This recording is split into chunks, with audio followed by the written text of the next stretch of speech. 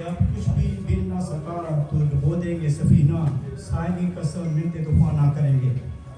کشمیر کی آزادی کے لیے ہمیں ایک مؤثر قوت بن کر سامنے آنا پڑے گا۔ جو بھی اسٹیج مہیا ہو، چاہے وہ پاکستان کے پلیٹ فارم سے ہو یا امریکہ کے پلیٹ فارم سے ہو، سبھی کو مل کر کشمیر کی آزادی کے لیے ایک ہونا پڑے گا۔ ہمیں ان ستاروں سے سبق سیکھنا چاہیے جو اندھیرے میں جگمگاتے ہیں اور ہمیں روشنی مہیا کرتے ہیں۔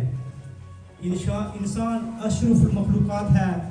جب کسی چیز کا ارادہ کر لیتا ہے خلوص دل کے ساتھ تو اللہ تعالیٰ اس کا حامی اور ناصر ہوتا ہے۔ تو اس وجہ سے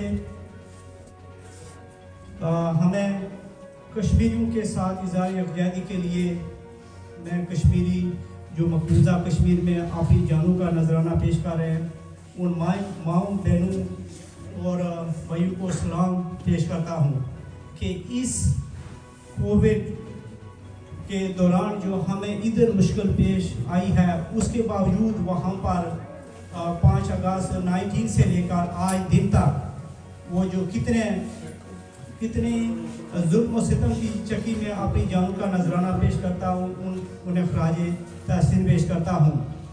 ہمارے حوصلے چٹانوں کی طرح سٹرانگ ہونے چاہیے۔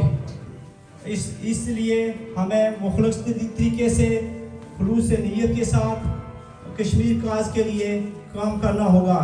انشاءاللہ وہ وقت دور نہیں ہے جب تک کشمیری اپنی منزل کے لیے اپنا ڈیسائیڈ خود کریں گے، وہی امن کا راستہ ہوگا۔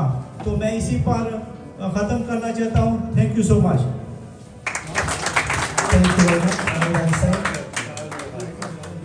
Thank you very much. Kashmir Zindabad. Thank you very much. Kashmir Zindabad.